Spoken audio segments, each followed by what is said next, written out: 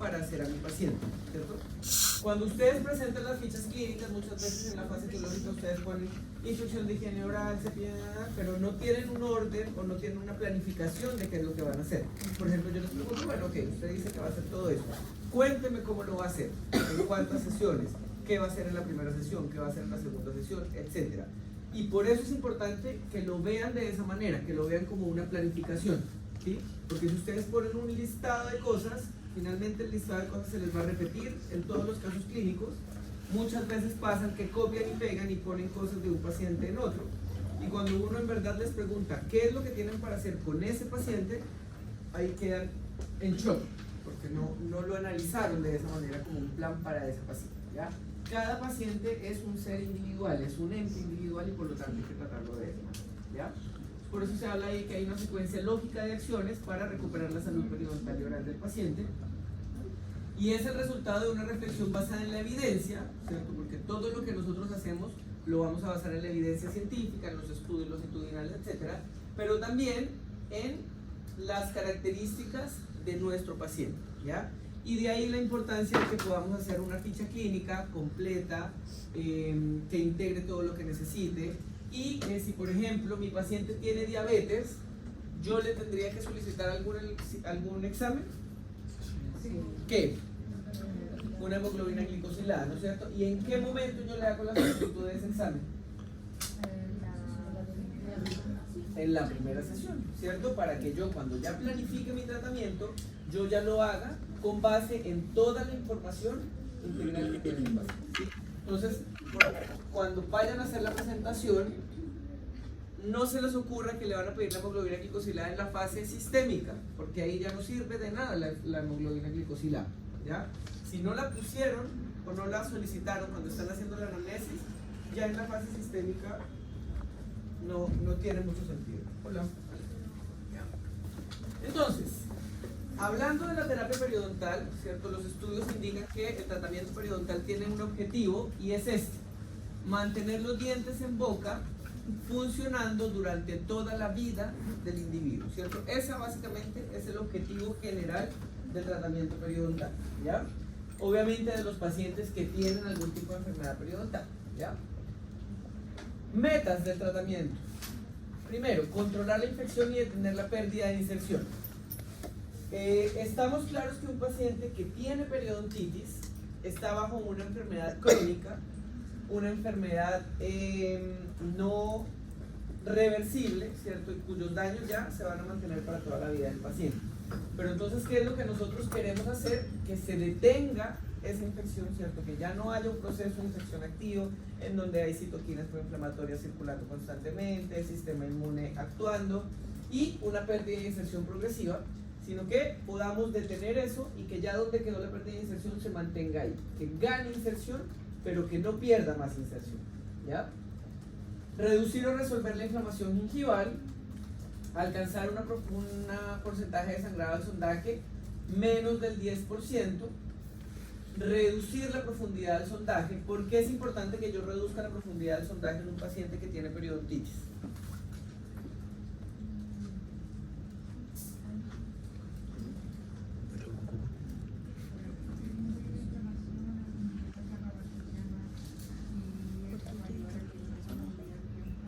¿No tengamos qué? Yo puedo tener movilidad y tener 1 milímetro de profundidad. ¿Qué es lo crítico cuando hay una profundidad del sondaje muy aumentada? ¿Qué es lo que pasa ahí en esa situación? ¿Por qué? Acúmulo de bacterias. Porque hay un acúmulo mayor de biofilm, ¿cierto? Al haber un mayor acúmulo de biofilm, es más difícil que se pueda generar la higiene, porque a 5 o 6 milímetros no me van a llegar las cerdas del cepillo. Y además, ¿qué pasa con la calidad de ese biofilm que está ahí en ese saco periodontal? ¿Cómo es? Agresivo. ¿Por qué agresivo? Porque se estabiliza en cuanto a estratos, por decirlo así, o es más complejo. ¿Ya? ¿Y qué tipo de biofilm es? Anaerobio, ¿no es cierto? Hola. Es un biofilm anaerobio, ¿cierto? Y que tiene todas las características de patogenicidad para la enfermedad periodontal. Entonces, por eso, dentro de los objetivos, dentro de las metas de mi tratamiento periodontal, es que yo pueda reducir esa profundidad del sondaje. Porque al yo reducir la profundidad del sondaje, uno, voy a ganar nivel de inserción clínica que había perdido antes, ¿verdad? Y dos, voy a eliminar el ambiente favorable en el cual los microorganismos periodontopatógenos viven, se reproducen y generan los factores de patogenicidad y virulencia que dañan al tejido periodontal, ¿ya? Eliminar o al menos controlar las lesiones de Furca, ¿sí? Porque si yo ya tengo una lesión de Furca, es poco probable que pueda volver a rellenarse con hueso de ese espacio ahí. Entonces lo que yo tengo que hacer es controlar sobre todo el biofilm que va a llegar a esa zona de la Furca, ¿ya? Obtener resultados estéticos y funcionales, ausencia de dolor, y ojo con esto que es importantísimo: corregir los factores locales y controlar los factores sistémicos. ¿Cuáles son los factores locales? ¿Cómo? El acúmulo de biofilm. Ese es el factor etiológico, pero los factores locales, ¿qué son? Apiñamiento. Ya. ¿Qué más?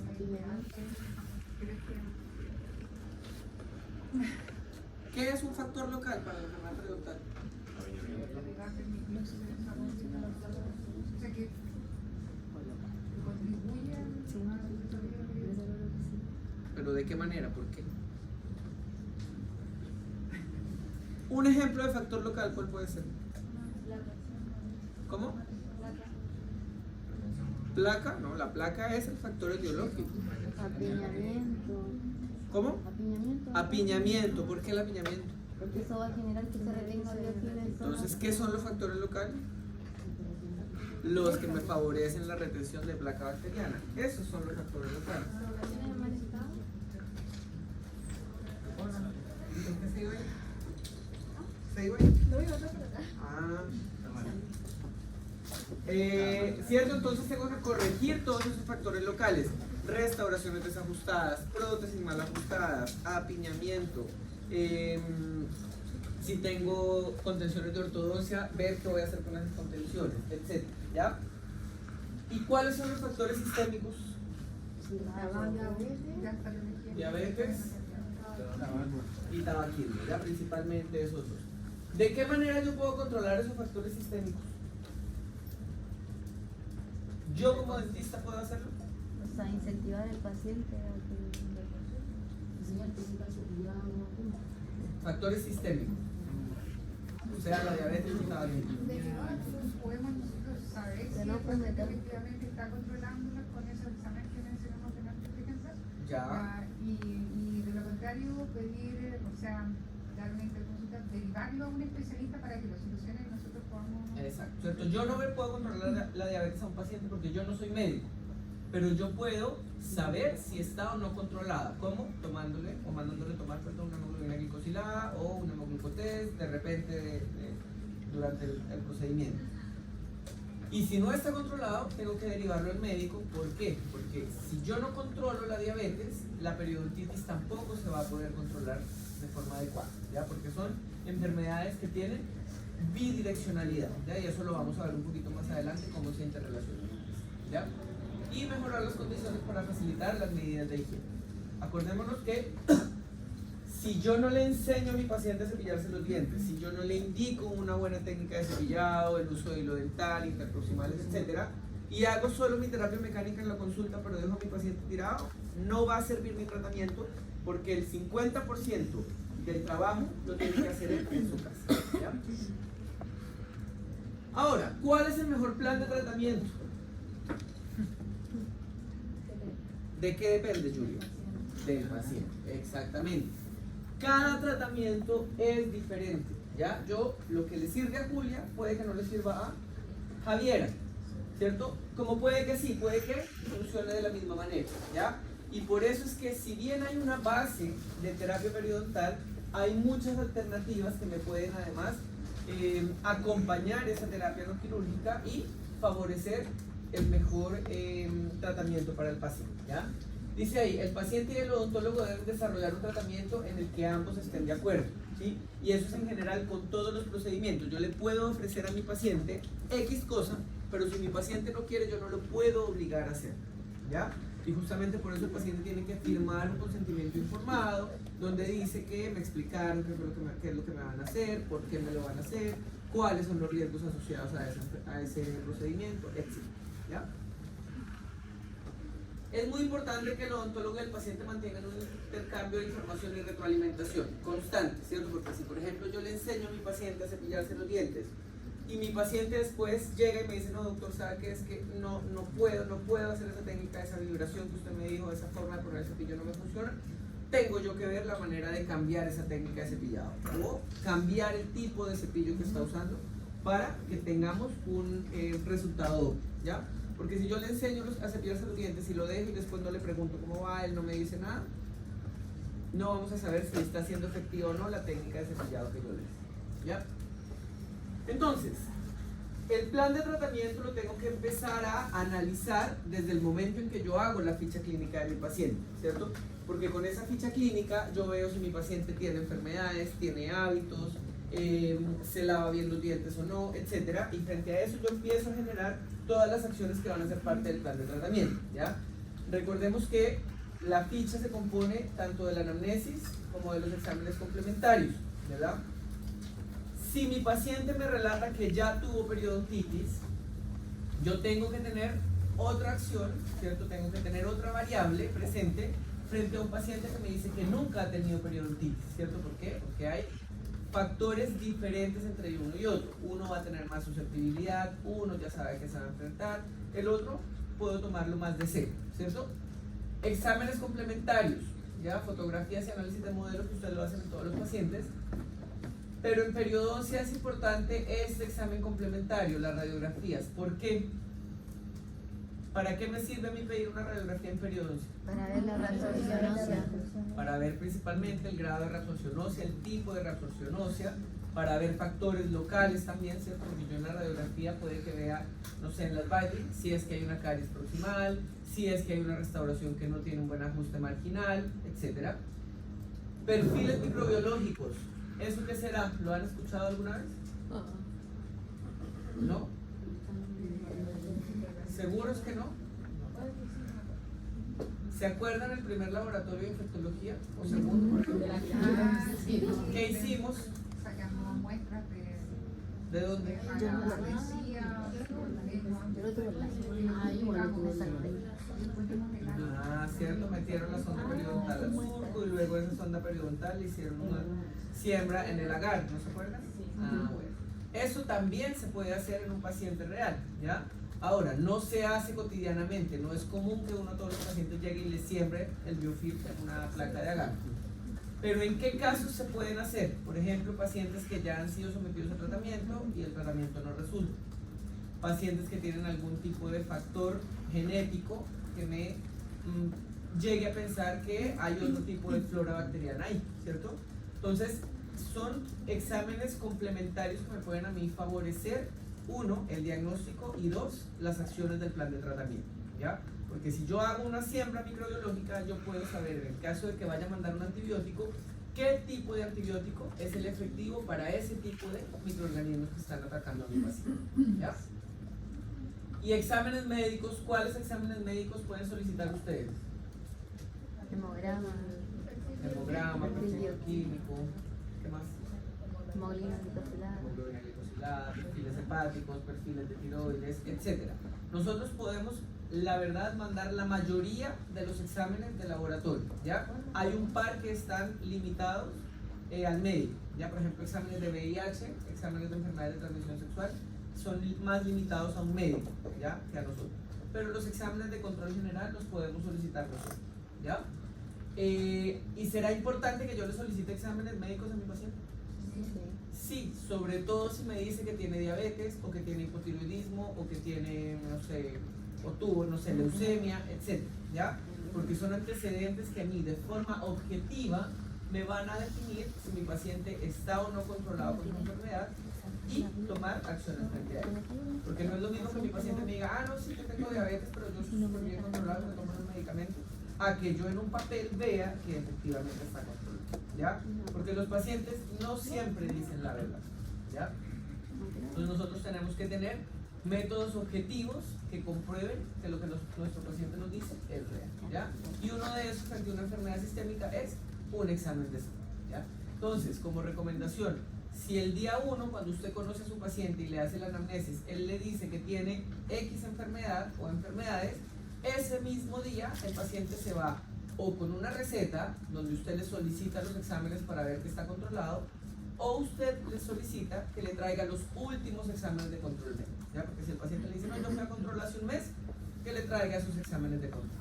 Y si no los tiene porque se los dejaron en el consultorio, los perdió, etcétera, ahí usted le hace un RP y nosotros se lo firmamos y lo timbramos para que usted tenga cómo hacer una buena anamnesis, ¿ya? Porque muchas veces llegan a presentar el caso y el paciente tiene diabetes, tiene hipertiroidismo, tiene lupus.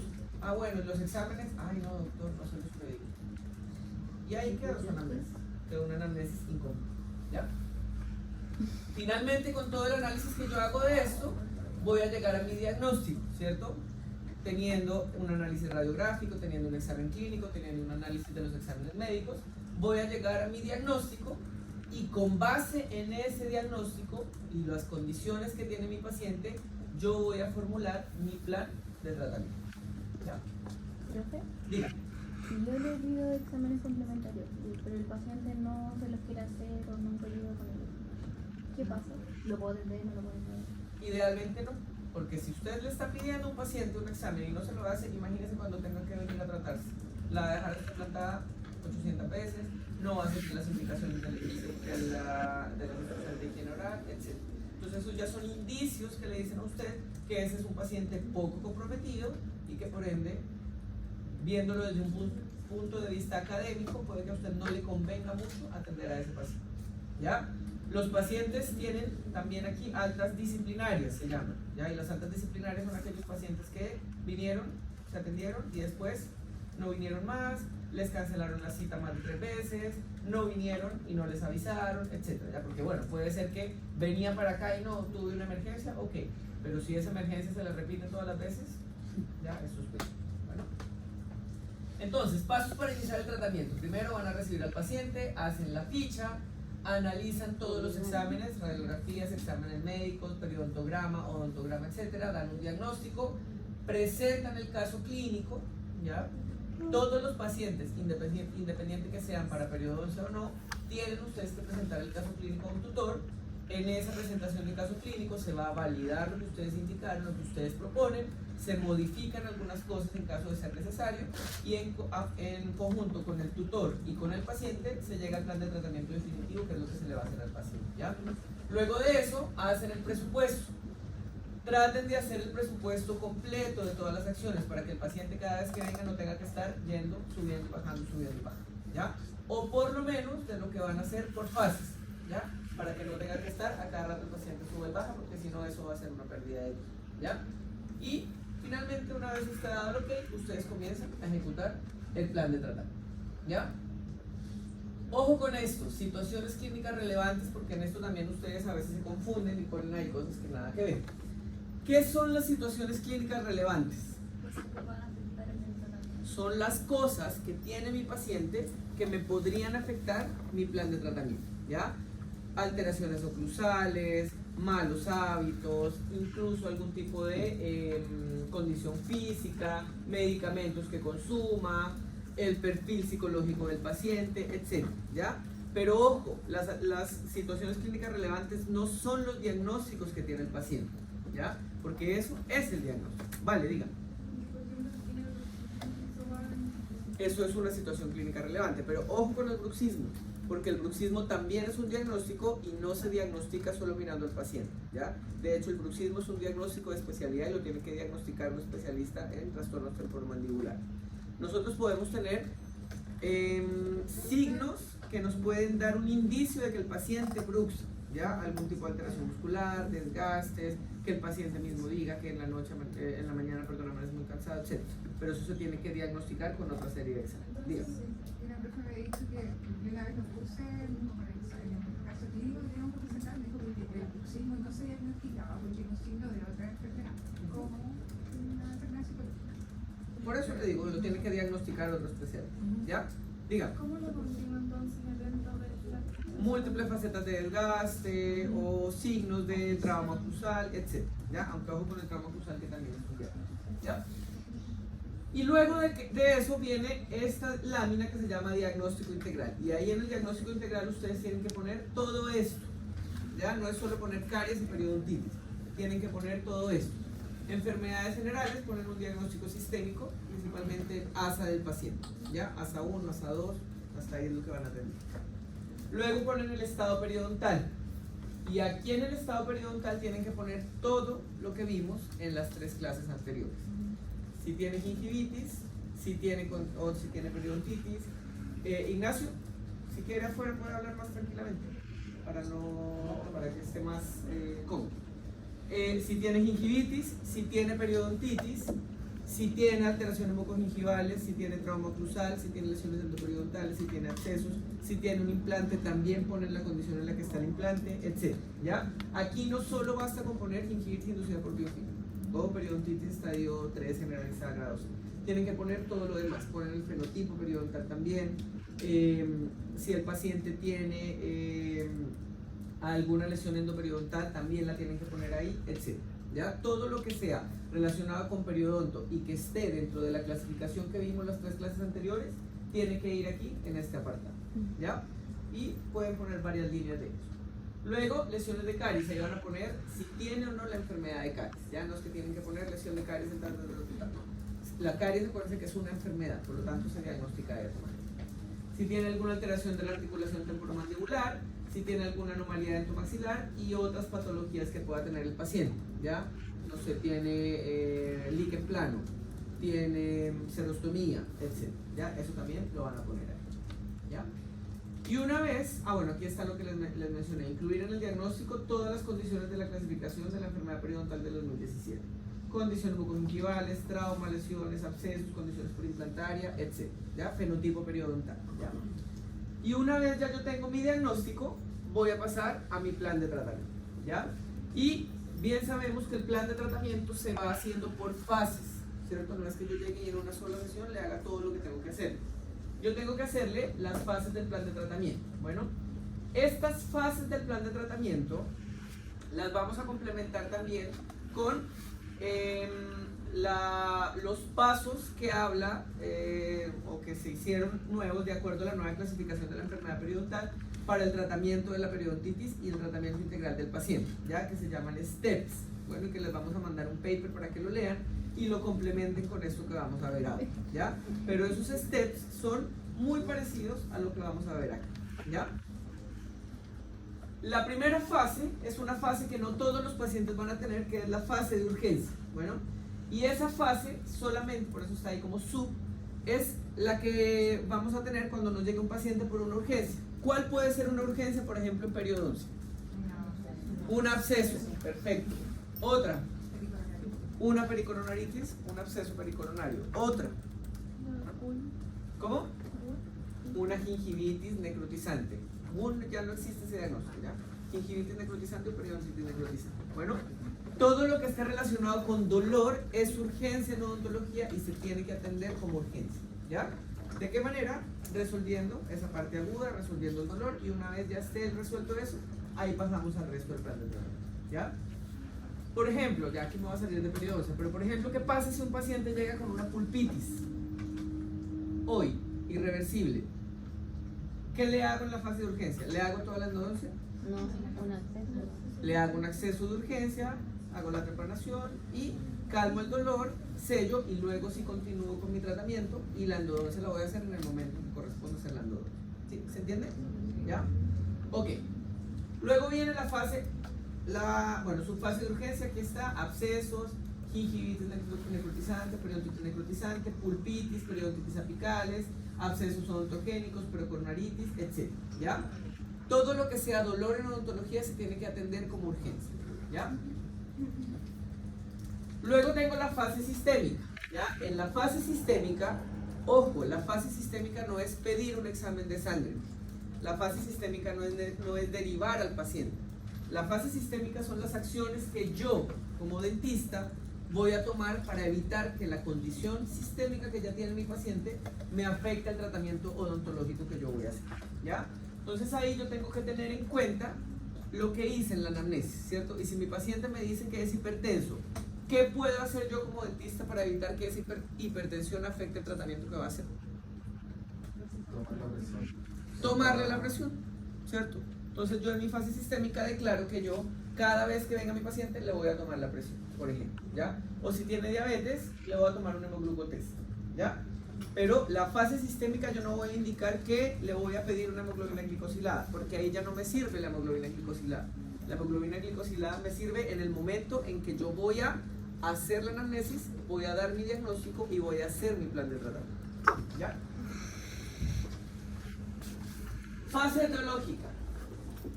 La fase etiológica es una fase o una etapa fundamental del tratamiento periodontal, ¿ya? Y del tratamiento odontológico en general. Porque la fase etiológica se define como la fase en la que yo voy a eliminar todos los factores que me generan procesos infecciosos en la cavidad bucal, ¿ya? Entonces en la fase etiológica yo voy a eliminar todo lo que me acumula placa bacteriana y voy a eliminar toda esa placa bacteriana, o si bien no la voy a eliminar todo, por lo menos voy a generar un ambiente en el que tenga un equilibrio de un biofilm que sea benéfico para la cavidad bucal, ¿ya? Porque sabemos que siempre vamos a tener bacterias en la boca, esas bacterias siempre van a vivir en un biofilm. El problema es cuando cambia la calidad del biofilm y se genera un ambiente para un biofilm patógeno, ¿ya? Ya sea patógeno para caries, patógeno para periodontitis, lo que sea, ¿ya? Esa fase etiológica involucra muchas cosas, no involucra solo limpiar, involucra desde la motivación que yo le dé a mi paciente. Porque como yo les dije al principio, si yo no le enseño a mi paciente qué es la enfermedad que tiene, si yo no le educo a mi paciente en esa enfermedad, de nada sirve todo lo que yo haga en la consulta. El paciente no lo va a aplicar en la casa y va a volver a acumular biofilm, no se va a pasar el hilo dental, y como no entiende qué es lo que tiene, le da lo mismo y por lo tanto vamos a estar siempre en un círculo y no vamos a salir de él para poder tratar al paciente, ¿ya? Adecuación del medio bucal y control del biofilm son como los pasos que yo tengo que seguir dentro de esta fase teórica, ¿ya? Entonces dentro de la educación y motivación son todos los factores que yo pueda hacer para modificar el pensamiento que tiene mi paciente y que pueda hacerlo entrar en razón de la enfermedad que tiene y de la manera en que él tiene que colaborar para que esa enfermedad se pueda controlar, ¿cierto? Entonces, educar al paciente respecto a su enfermedad, a la relación con la salud en general, establecer un programa de prevención y promoción de salud, motivación, indicación e instrucción de higiene oral y control de malos hábitos, ¿ya? Esto es súper importante, por ejemplo, en los pacientes que fuman. Yo sé que si yo le digo a un paciente, no es que usted, el tabaquismo le está generando una enfermedad, entonces tiene que dejar de fumar de hoy para mañana. Y es un paciente que se ha fumado por 30 años 2 cajetillas de cigarrillos al día. ¿Ustedes creen que eso va a ser posible, que de hoy para mañana deje de fumar? No, o en un 0,1% de los casos va a pasar. El resto de los casos no. ¿Por qué? El tabaquismo es un hábito, es una adicción y por ende se debe tratar como una adicción, ¿sí? Tenemos que, si bien nosotros no le vamos a quitar la adicción al paciente, sí tenemos que informarle y que nuestro paciente sepa qué es lo que le está generando el tabaquismo y que él por sus propios medios busque la manera de disminuir, ¿ya? Nosotros podemos mostrarle, hay estrategias que se llaman las 5A y las 5R, no sé si las han escuchado, ¿ya? Las 5A y las 5R, no me acuerdo si están acá.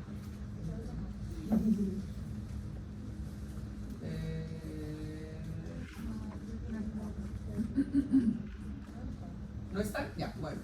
Las 5A y las 5R son estrategias ministeriales, ¿cierto? Que en algún momento el Ministerio de Salud indicó para favorecer a los pacientes que fuman la manera de dejar el hábito tabaco, ¿ya? Las 5A se utilizan para los pacientes que tienen el deseo de dejar de fumar, ¿ya? Y se llama 5A porque son 5 acciones que comienzan con A, ¿ya? Acompañar, ayudar, bueno, no las recuerdo todas en este momento, ya las pueden buscar si quieren. Las 5R, en cambio, son estrategias para pacientes que no quieren dejar de fumar, ¿sí? y lo que buscan es acompañar al paciente desde o la motivación frente a los beneficios que traería que él deje de fumar, ¿ya? Cuando uno haga motivación, y esto en general para la vida, no solo para los pacientes en odontología, una de estas motivaciones, o si uno quiere que una persona cambie un hábito en sí, tiene que empezar por los aspectos positivos de cambiar el hábito, ¿ya? Por eso, por ejemplo, no sé si han visto que todas las cajetillas de cigarrillo tienen la foto del cáncer, la foto del pulmón, la foto de la gente sin mandíbula, etc. Pero igual la gente sigue fumando y sigue comprando las cajetillas, ¿ya? Porque probablemente esa estrategia de marketing, no es marketing, es una estrategia de persuasión, no es muy efectiva porque está yéndose siempre a lo negativo, ¿ya?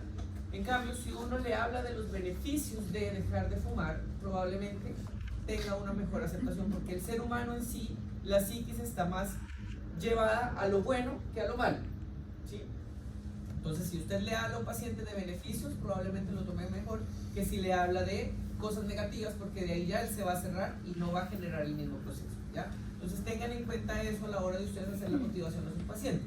A la hora de decirles que tienen periodontitis, no le vayan a decir, es que como tiene periodontitis, si no se lava los dientes se le van a caer los dientes. No, ¿ya? Véanlo por el otro lado, el hecho de que usted, diciéndole la misma información, ¿cierto? Yo le puedo decir, el hecho de que usted cepille los dientes va a favorecer que usted pueda mantener sus dientes en la boca por mucho tiempo. Es lo mismo que decirle que si no se lava los dientes se le van a caer, pero se lo digo de forma más bonita, ¿cierto? Entonces es la manera de motivar a los pacientes, ¿ya? Bueno, aquí está lo mismo que les entregaba, ¿cierto? Que les decía, importante las estrategias de persuasión, apóyense con elementos audiovisuales, ¿cierto? Conozcan a su paciente, sepan qué es lo que le gusta, ¿verdad? Llévenle imágenes, mándenle folletos, etc. Ya todo eso funciona dependiendo del paciente, ¿ya? Entregar siempre la información adecuada, simple y precisa. Bueno, no se pongan a hablarle a sus pacientes de interleuquinas, de factores de inflamación, porque el paciente no tiene ni idea, ¿ya? Ni siquiera le hablen de edema, eritema, porque hay pacientes que no tienen ni idea de esos términos. Háblenle siempre en términos sencillos, ¿ya? Obviamente cuando lleguen a hablarle a su profesor no le vayan a decir términos coloquiales, háblenle con términos técnicos, pero a los pacientes sí, para que puedan entender, ¿ya? Esto es parte también del proceso de educación y motivación, y esto lo hacen ustedes cuando están haciendo la ficha clínica. Bueno, de hecho, una de las ventajas que tiene realizar un índice de higiene es que uno le puede mostrar al paciente que realmente tiene placa bacteriana, que realmente no se está cepillando bien, y cuáles son las zonas en donde tiene que prestar mayor atención para mejorar su higiene oral, ¿ya? Eso está estudiadísimo, que esto es muy favorable para eso, ¿ya? Mostrarle al paciente con la pastilla revelada, ¿ya? Luego de generar todas estas acciones, ¿cierto? Yo tengo que saber, o luego de motivar a mi paciente, yo tengo que saber la técnica de cepillado, cuál es la más indicada para mi paciente, ¿ya? Y ustedes van a llegar a la clínica diciendo, voy a indicar la técnica de base modificada, voy a indicar la técnica de Charles, voy a indicar la técnica de fondo. Y la verdad es que hay muchos autores, ¿cierto? Que indican técnicas de cepillado y que tienen ciertas indicaciones. La técnica de base es para pacientes que tienen enfermedad periódica. La técnica de Charters es para pacientes que tienen recesiones gingivales, espacios interproximales amplios, etc. Pero está ultra demostrado que no todas las técnicas de cepillado van a funcionar igual a pesar de que los pacientes tengan la misma condición.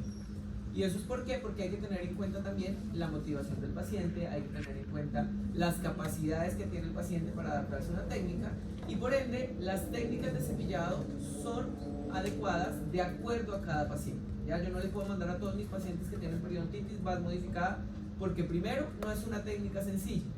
¿Cómo es la técnica de base modificada? ¿Se acuerdan? Sí, con movimientos de vibración y barrido. Vibración y barrido. O sea, yo vibro, barro, con las cerdas del cepillo inclinadas hacia el margen gingival.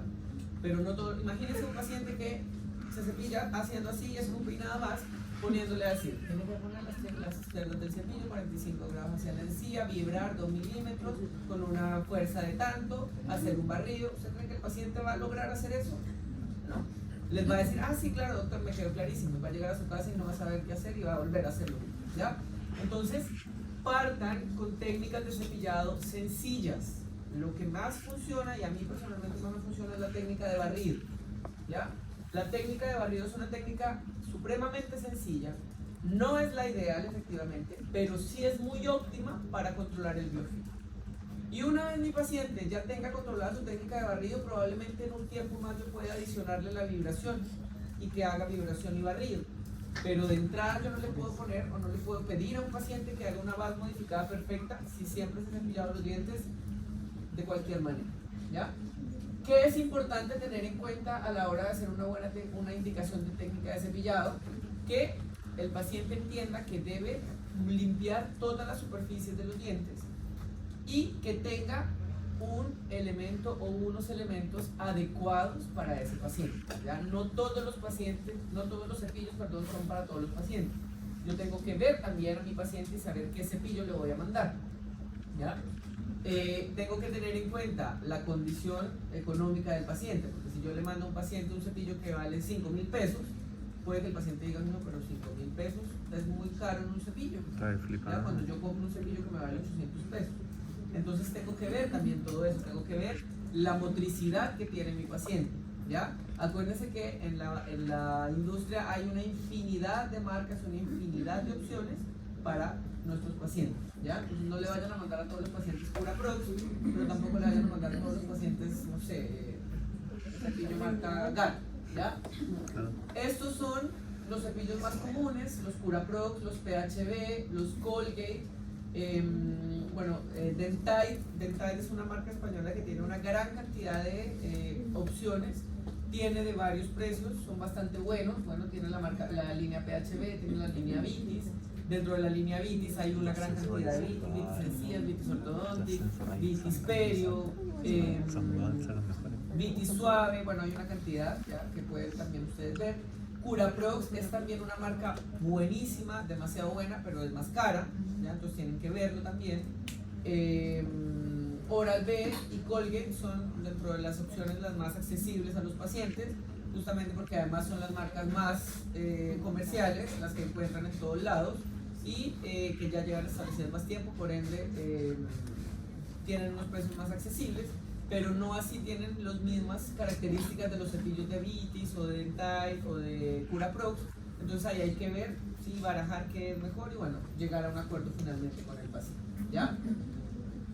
La higiene interproximal también es fundamental. Todos los pacientes, independiente que tengan o no enfermedad periodontal, tienen que tener un entrenamiento en higiene interproximal, ¿ya? El 80% de los pacientes que a ustedes les va a llegar a clínica no usan ningún elemento de higiene interproximal. Por lo tanto, ustedes van a tener que empezar desde cero a enseñarle, uno, la importancia de la higiene interproximal y dos, la técnica de higiene interproximal, ¿ya? Desde el tipo de elemento hasta la forma como lo van a usar. Tenemos principalmente dos elementos de higiene interproximal, el hilo dental en todas sus variedades y los cepillos interproximales, ¿ya? Depende del caso, es mejor en algunos casos hacer uso de hilo dental solamente, en otros casos hacer uso de cepillo interproximal solamente y en otros casos combinarlo. Obviamente el combinarlo me implica una mayor motivación del paciente porque el paciente va a tener que usar hilo dental, luego usar el cepillo interproximal, luego cepillarse los dientes, ¿ya? A veces es mucho más fácil comenzar con el cepillo interproximal solamente, ya porque es más fácil de utilizar. Hay cepillos interproximales de todos los diámetros, por lo tanto pueden entrar en la mayoría de los espacios interproximales. Sí, es cuestión de que ustedes puedan definir cuáles son los cepillos que tiene indicado para el paciente, ¿ya? Hay como entrenamientos en cuanto a técnicas de higiene oral que involucran el uso de varios cepillos. Bueno, pero hay que de cepillos interproximales me refiero, ¿ya? Debido a los espacios que tenga el paciente.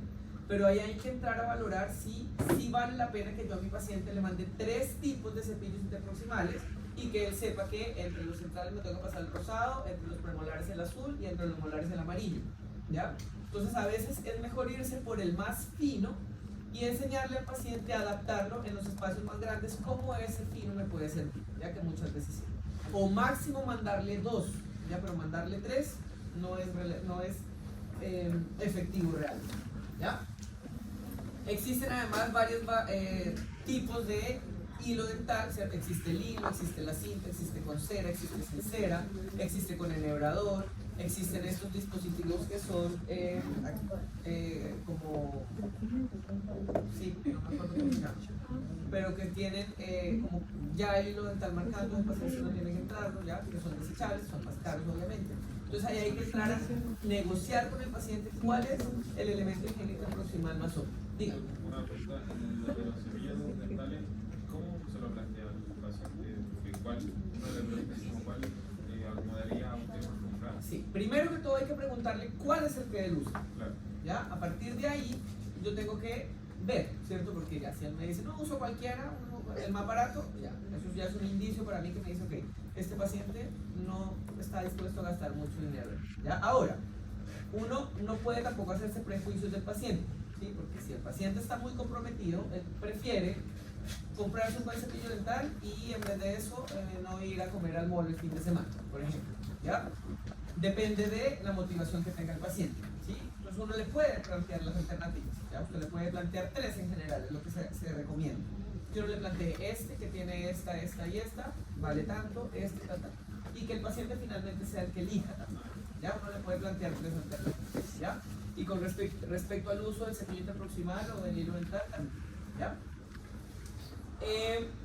Aquí, bueno, hay pacientes que les gusta más el hilo dental, hay pacientes que les gusta más la cinta, hay pacientes que les gusta con cera, hay sin cera. Bueno, hay estudios que hablan de que los hilos dentales con cera, si bien van a favorecer el paso entre el espacio, la cera también puede generar acumulación de biofilm y alimentación para hacer bacterias, ¿no? Entonces a veces no es tan indicado usar un hilo dental con cera, ¿ya? Existe este, ¿lo conocen? Superfloss. El Superfloss es un tipo de hilo dental que viene en hebras individuales, ¿ya? Y se utiliza para ortodoncia y para prótesis fijas. Bueno, ¿por qué? Porque tiene, aquí como ustedes ven, tiene aquí una primera parte que es un enhebrador o es una parte rígida que me permite a mí pasarla por debajo de un alambre, por debajo de un póntico de prótesis fija, al lado de un implante, entre la rehabilitación del implante y la mucosa, etc. Luego tiene aquí una esponja. Esa esponjita me sirve para limpiar justamente aditamentos y elementos protésicos. ¿Ya? Me limpia debajo de la barra de la prótesis sobre implantes o me limpia el margen del diente alrededor. Y luego tiene el hilo dental común. ¿Ya? Este Superfloss igual es un poquito costoso. Bueno, porque viene una cajita, creo que viene como 50 hebras y la cajita puede valer, no sé, 5.000 pesos. Entonces pensemos que está pagando el paciente 100 pesos por cada vez que se lava los dientes. Mientras que un tubo de hilo dental puede valer 2.000 pesos y le puede durar más, ¿ya? Pero hay pacientes que de todas maneras, si están dispuestos a hacerse algún tipo de rehabilitación, antes hay que contarles todo lo que involucra hacerse esa rehabilitación y lo que van a tener que invertir para poder mantener óptima esa rehabilitación, ¿ya? Elementos coadyuvantes, ¿ya?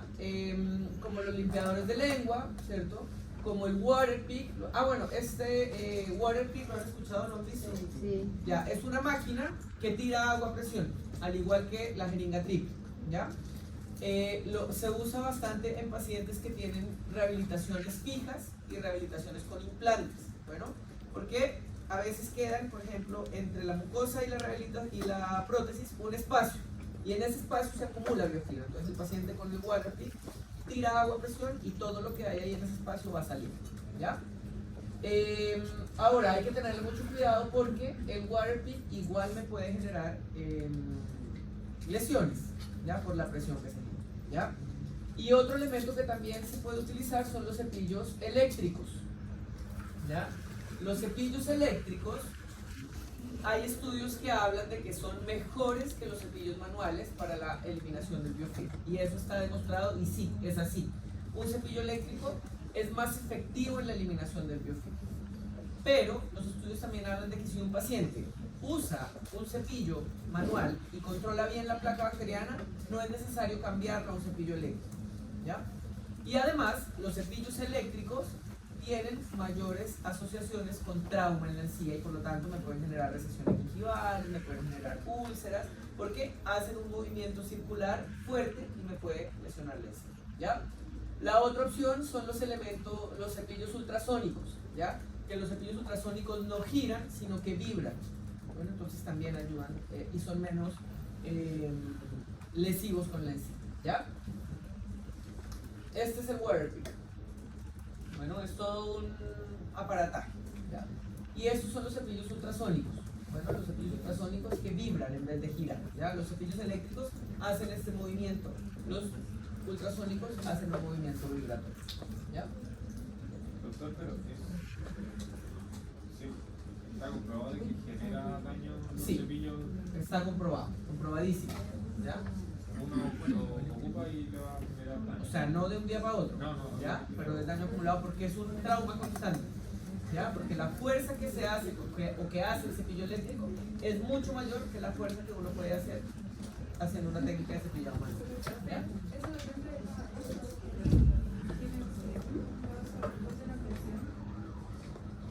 Ah, claro, o sea, yo igual también de forma manual me puedo generar recesiones gingivales, ¿ya? Claramente. Pero el cepillo eléctrico siempre tiene la misma fuerza, ¿ya? El giro del cepillo es la misma. Ahora, si yo además le aplico más fuerza, todavía más. Pero de per se, el cepillo eléctrico, la fuerza que ejerce es lesiva y puede generar recesiones gingivales. Obviamente con factores de riesgo, que tenga fenotipos finos, me va a generar recesiones gingivales. ¿Qué me decía? No sería recomendable un cepillo. No, ahí por eso le digo hay que analizar el caso, ¿ya? Porque si con el paciente en verdad no hay caso de que con un cepillado manual se cepille bien, mi última instancia es un cepillo eléctrico, ¿ya? Que es preferible que tenga una recesión para una encía sana a que tenga la recesión y la encía inflamada, ¿ya? Por ejemplo, los pacientes que tienen discapacidades también uno prefiere darle un cepillo eléctrico que si bien sabe que le puede generar algo de lesión, le va a controlar bien y va a evitar una infección.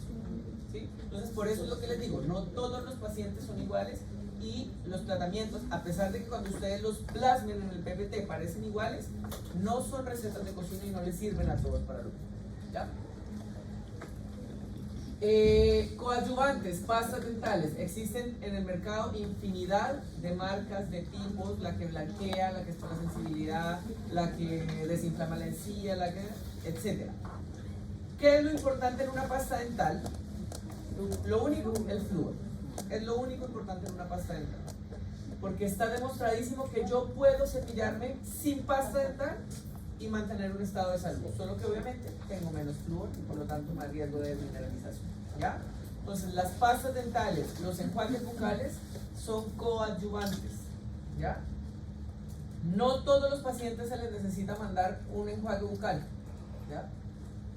Puede que me ayude, sí, pero puede que si yo controlo solamente con la pasta dental el flúor, basta y no necesite enjuague bucal, ¿ya? Ojo con estos enjuagues bucales medicados. ¿Los conocen? ¿Qué tienen estos? Perioic, Oral Gel, clorexidina. ¿Qué es la clorexidina? Un antiséptico. ¿Qué características tiene la clorexidina? Ya, hablemos primero de los beneficios. ¿Qué cosas buenas tiene la clorexidina? Es bactericida, es de amplio espectro, ¿cierto? Entonces va a muchos tipos de bacterias. ¿Qué más?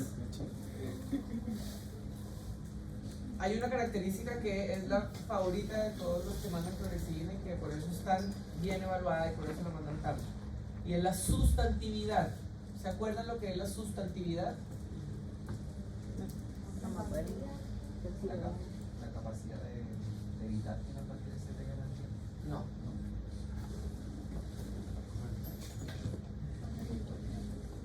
¿Cómo? Fuerte, Michelle. La sustantividad es la capacidad que tiene algún colutorio o coadyuvante de mantener generando acción en la cavidad bucal. Y la clorexidina tiene una sustantividad de hasta 12 horas.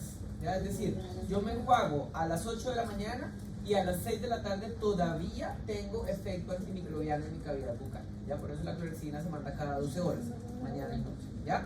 Y eso es uno de los factores que más le ha generado promoción a la clorexidina y que se use tanto. Pero ahora sí, vamos a los efectos adversos. ¿Cuáles? Tinciones. Tinciones. ¿Cómo? No, generalmente no es irritativa, pero sí me genera, por ejemplo, algún tipo de engrosamiento de alguna capa mucosa y además me genera alteraciones en la percepción del gusto, ¿ya? Entonces, eso es lo que hace que la clorhexidina no se pueda usar por mucho tiempo. Y además, hay un efecto adverso que también, o sea, que es un efecto adverso, pero se marca como un efecto positivo, y es el amplio espectro de la clorhexidina. ¿Será bueno que me maten todas las bacterias que yo tengo en la boca? No, ¿cierto? Porque yo lo que quiero es que todo lo que yo elimine de biofilm patógeno se poble ahora con flora benéfica. Y si le estoy tirando algo que me va a matar todas las bacterias, ahí va a ser más difícil que se vuelva a poblar con flora benéfica, ¿cierto? Dígame. Hay clorhexidinas que tienen menor concentración y mayor concentración, ¿sí? Hay clorhexidinas al 2%. Nunca hagan un enjuague con clorhexidina al 2% y tampoco irriguen mucosa con clorhexidina al 2%, porque la clorhexidina al 2% es muy concentrada y quema. La clorhexidina al 2% se usa para desinfección de superficies externas. Los jabones de clorhexidina tienen clorhexidina al 2%.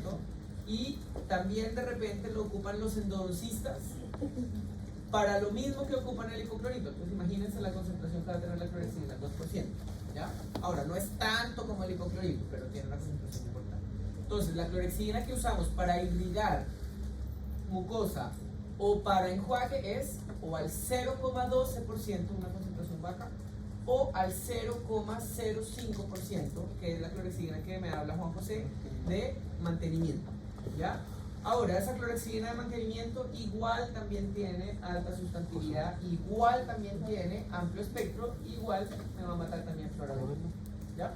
Entonces ahí hay que tener en cuenta. Por eso tengo que hacer el análisis de cada paciente. Entonces, ¿alguien me pudiera responder esa pregunta? ¿Debo recetarle clorhexidina a todos mis pacientes que tienen periodontitis? No, no a todos, ¿ya? La clorhexidina, si bien tiene todos esos efectos positivos, también tiene efectos negativos. Y además está ultra demostrado que en el 80% de los casos, solo con el tratamiento mecánico yo puedo controlar la infección y devolver el estado de salud periódico. Entonces, el uso de la clorhexidina, ojo, susténtenlo bien. Pacientes que tengan, por ejemplo, discapacidades y que no puedan cepillarse bien los dientes, no puedan tener un buen control de placa, pacientes que tengan algún factor sistémico de base que me impide un proceso reparativo adecuado, o que fumen, o que tengan algún factor de inmunosupresión, que se tomen algún medicamento que no les genere, que les genere inmunosupresión, o que les genere hiposalivación, ¿ya? Etcétera. Bueno, ojo con eso. Eliminación de los factores locales. Esto es otro también elemento súper relevante a la hora de hacer el tratamiento periodontal y que muchas veces no lo toman en cuenta aquí en la clínica, y es la eliminación de los factores locales, ¿ya? Los factores locales: restauraciones desajustadas, prótesis desajustadas, provisorios mal ajustados, caries cavitadas, apiñamientos, restos radiculares, coronas fracturadas, etc. Todo lo que me acumula biofilm tiene que eliminarse dentro de la fase etiológica, ¿ya? Entonces, ojo, por ejemplo, cuando ustedes indican exodoncias, que a veces las ponen en la fase correctiva. Las exodoncias, si son por que están generando un proceso infeccioso, van en la fase etiológica, ¿ya? ¿Qué exodoncias se hacen en la fase correctiva? Las exodoncias de terceros molares que están incluidos, las exodoncias por indicación de ortodoncia, cuando el diente está sano, ¿cierto? Y le sacan los premolares, y las exodoncias por indicaciones protésicas, ¿cierto? Porque no sé, el diente está fuera de plano, no se puede rehabilitar, ya hay que sacarlo y vamos a hacer una prótesis, ¿ya? Pero no las exodoncias porque son restos radiculares, porque son dientes no restaurables, porque están acumulando biofilm, etc. ¿Ok? ¿Sí? Y obviamente todo lo que sea cavidades también se debería al menos tratar de forma provisoria dentro de la fase etiológica, ¿ya? Si usted tiene una cavidad, hay que inactivarla, hay que ponerle algún tipo de ionómero. Si tiene un muñón descubierto, tiene que ponerle un provisorio. Si usted va a hacer una corona, pero tiene el resto radicular y tiene el resto, póngale un provisorio dentro de la misma fase etiológica y una vez se estabiliza, ahí empieza su fase de rehabilitación, ¿ya? Pero tienen que controlar todos los factores locales, ¿ya? Y de hecho, si ustedes miran su lista de cotejo de instrumentación subgingival, ¿ya la miraron? ¿Ya la revisaron? ¿No? Bueno, revísenla. Hay un punto que dice que antes de hacer este procedimiento, el paciente se encuentra libre de cálculo supragingival y de factores locales. Por lo tanto, a la hora de hacer el pulido radicular, ya tienen que haber eliminado todos estos factores locales. ¿Ya? Desde el punto de vista del tratamiento periodontal no quirúrgico, las acciones que vamos a hacer nosotros para controlar ese biofilm están pulido coronario o profilaxis, destartraje supragingival. ¿Qué es el destartraje? La eliminación del cálculo, ¿ya? Del tártaro, por eso se llama destartraje, eliminación del tártaro, ¿ya? Que puede ser supra y subgingival, pulido alisado radicular y, dependiendo del caso, un tratamiento antibacteriano como coadyuvante, ¿ya? Todo este tratamiento yo lo puedo hacer con instrumental manual, instrumental rotatorio, instrumental sónico, ¿ya? Instrumental manual, jackets, curetas, instrumental sónico y ultrasónico, escaler, cavitrón, instrumental rotatorio, el micromotor con el cual hago la profilaxis, ¿ya? Existen también otros que se llaman Profijet, no sé si los han escuchado, que son, pero estos son no tanto para eliminar biofilm, sino para eliminar pigmentaciones. Es una máquina que se le coloca bicarbonato y tira el bicarbonato a presión, ¿ya? Y eso me va a generar despigmentación de la cavidad bucal. Bueno, no las tenemos aquí en la universidad, sí. Bueno, no. Funciona como el arenador, ¿ya? Pero el arenador es para las coronales, ¿ya? Exacto. Pero funciona como un arenador, ¿ya? Que tiene también una cápsula donde se coloca el bicarbonato y ese bicarbonato junto con agua sale a presión y me genera despigmentación, ¿ya? Profijet se llama. Bueno, aquí está lo que usamos, ¿cierto? Escaler, cavitrón, escobillas de profilaxis, pasta profiláctica, ¿ya? Ojo cuando usen la pasta profiláctica y vayan también a hacer, por ejemplo, restauraciones. No usen pasta profiláctica el día que vayan a hacer una restauración, porque las pastas profilácticas son aceitosas e intervienen con la adhesión, ¿ya? Entonces, si van a hacer un sellante o si van a hacer una restauración, hagan una profilaxis solo con piedra pómez o solo con agua para eliminar de forma mecánica el biofilm, ¿ya? Pero no con pasta profiláctica porque les va a impedir la adhesión, ¿ya? Pulido coronario, destartraje supra y subgingival. Bueno, hablamos de supra o subgingival dependiendo de la ubicación del cálculo. Si supra es que está en la corona, sub es que está dentro del surco gingival, ¿ya? Ahora, ¿yo puedo hacer al tiempo un destartraje supra y subgingival? Sí, depende del caso, ¿ya? Por ejemplo, los pacientes que tienen una gingivitis leve, localizadas, o que incluso tienen salud periodontal pero tienen algunas zonas con cálculo, yo puedo ir pasando mi escáler por la corona del diente y meter la punta del escáler un poquito al surco, y eso me va a generar desprendimiento del cálculo que pueda tener ahí y además me va a desordenar el biofilm que pueda estar formado dentro del surco. Dígame. Idealmente sí, ¿ya? Por eso es parte de la clase que viene, pero el orden es que ustedes primero hacen una instrucción, motivación, etcétera, instrucción de higiene oral, hacen un destartraje supragingival completo. Segunda sesión, por cuadrantes, por sextantes o por hemiarcada, anestesia y hacen el destartraje subgingival, y si tienen que pulir, hacen el pulido radicular, ¿ya?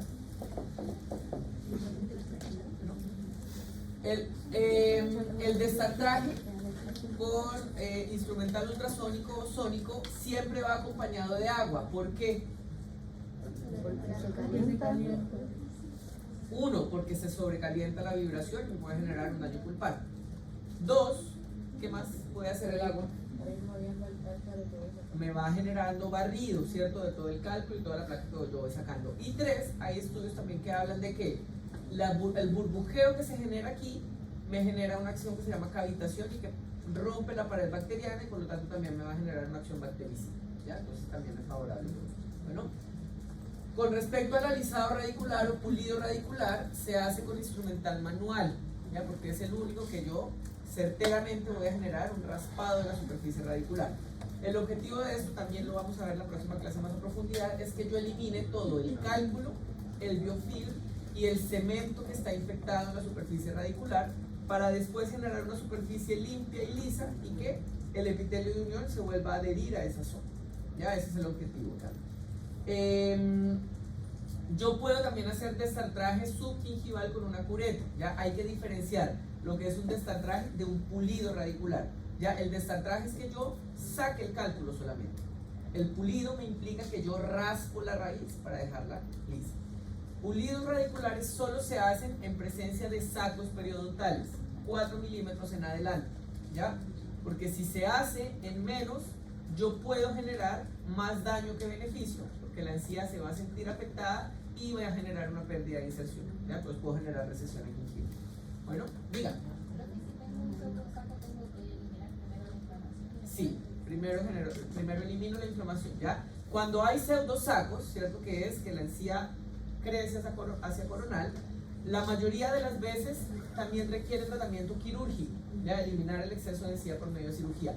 Pero hay que hacer una fase etiológica primero, esperar la desinflamación, reevaluar y ahí se hace la cirugía, ¿ya?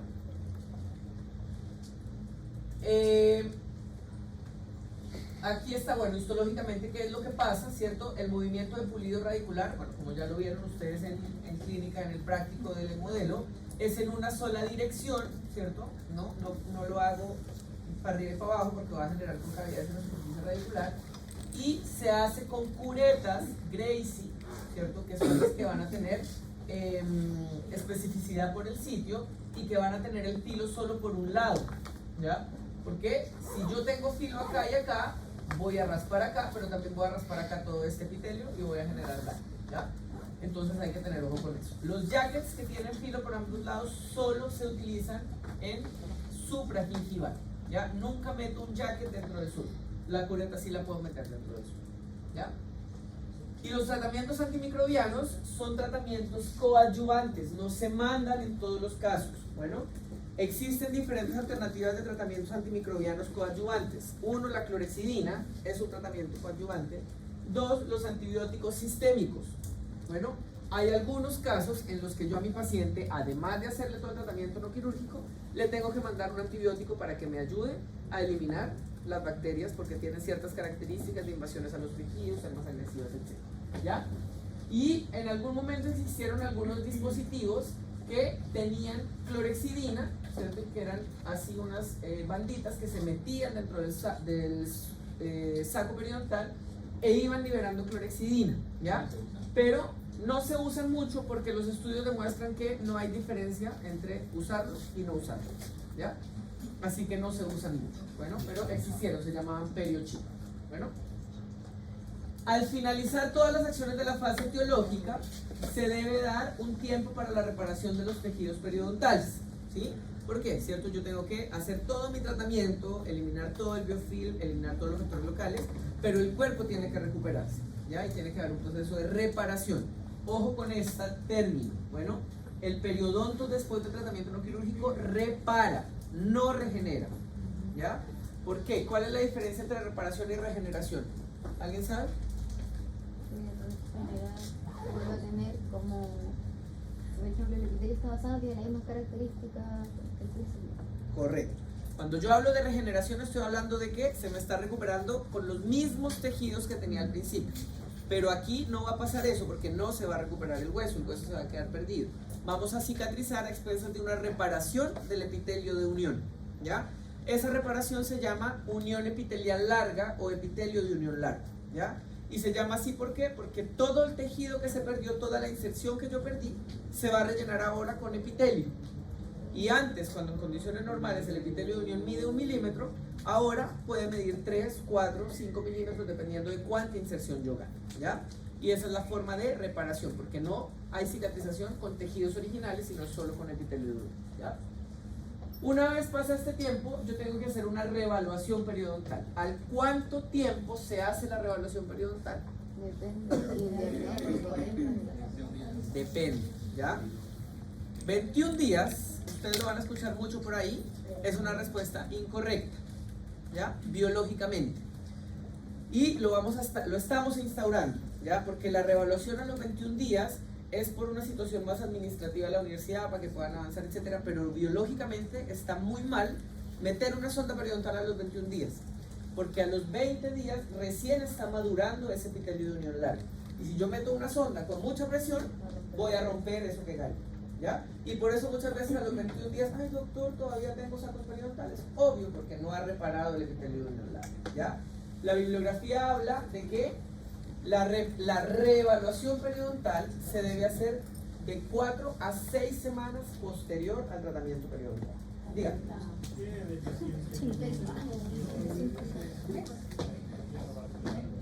Epitelio de unión larga, ¿cómo fue deficiencia?